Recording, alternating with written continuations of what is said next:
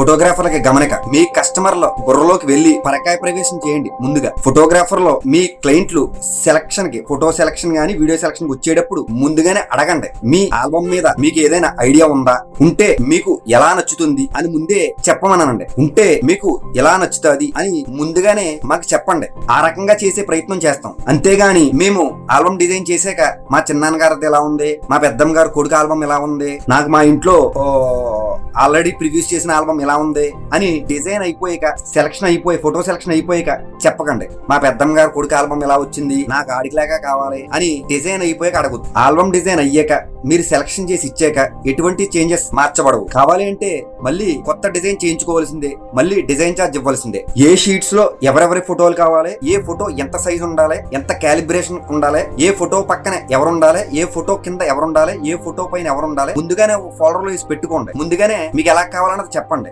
Cover pad ఎటువంటిది కావాలి ముందే చెప్పండి. ముందుగానే మీ కస్టమర్ బుర్రలోకి దూరి పరకాయ ప్రవేశం చేయండి. అప్పుడు డిజైనర్ కి ఎటువంటి ఇబ్బందులు రావు. ఈ వీడియో ఇంతవరకే. మరొక వీడియోతో మళ్ళీ కలుద్దాం. అంతవరకు సెలవు. Bye bye. జై హింద్.